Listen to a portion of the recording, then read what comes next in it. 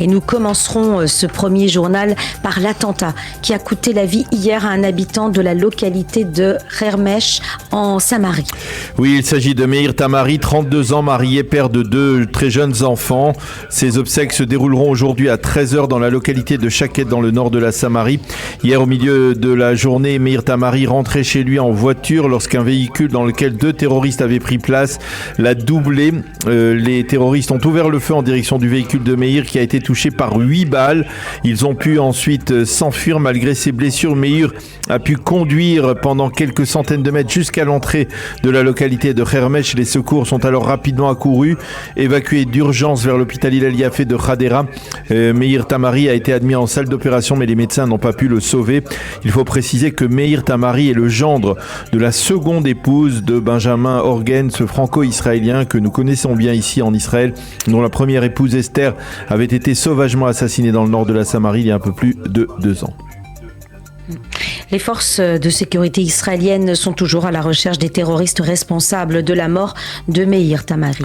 Oui, en effet, la chasse à l'homme se poursuit pour retrouver les assassins de Meir Tamari. Les forces de sécurité israéliennes se focalisent sur les localités palestiniennes du nord de la Samarie. Selon leurs estimations, les 2 terroristes appartiendraient à un groupuscule local qui connaît particulièrement bien la région. Et au sein de l'armée, on explique que même après l'opération Bouclier et Flèche dans la bande de Gaza, il y a de cela 2 semaines, le Hamas et le djihad islamique continuent à encourager les Palestiniens de Judée et de Samarie à commettre des attentats. Au cours des derniers jours, les forces israéliennes ont arrêté pas moins de 77 terroristes dans ces régions et ont confisqué 26 armes. Le corps de l'Israélien qui est mort il y a 2 jours sur le lac Majeur en Italie a été rapatrié la nuit dernière en Israël. Oui, il s'agit d'une affaire qui défraie la chronique en Italie et que l'on suit de près, mais très discrètement, il faut l'avouer, en Israël. Un bateau sur lequel se trouvaient une vingtaine de personnes, dont 10 Israéliens, a fait naufrage en début de semaine sur le lac Majeur en Italie, apparemment à la suite d'une tempête soudaine qui a donc retourné le bateau.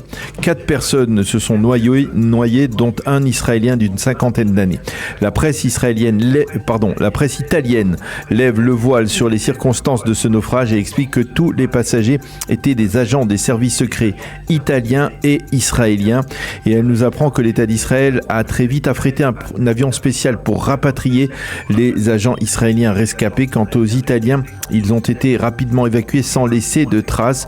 Le corps de l'agent israélien qui est mort dans ce naufrage a donc été rapatrié la nuit dernière. On ne connaît pas son identité.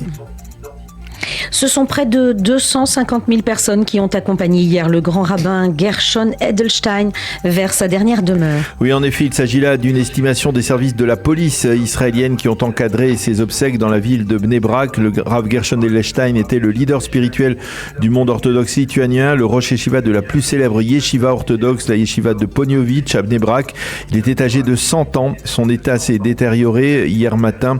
Le Rav Edelstein était considéré comme le grand de la génération depuis la disparition du Rav Chaim Kanievski en mars 2022. Il était connu d'abord pour sa sagesse et son érudition en Torah et Talmud, mais il était aussi considéré comme un leader proche du peuple, un éducateur hors pair.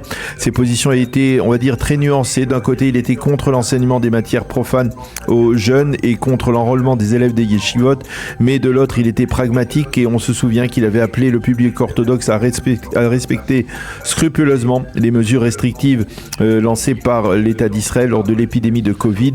Avec sa disparition, le monde orthodoxe lituanien se retrouve pour la première fois depuis la création de l'État d'Israël sans leader spirituel incontesté. L'on estime que cette communauté devrait être désormais dirigée par un conseil de 3 grandes figures rabbiniques.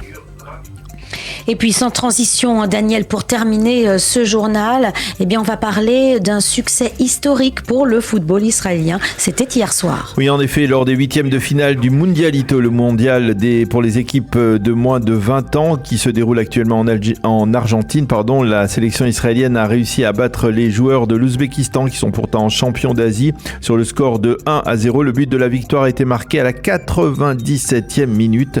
Le quart de finale se tiendra samedi soir. Les Israéliens devraient rencontrer le vainqueur du match qui opposera le Brésil à la Tunisie.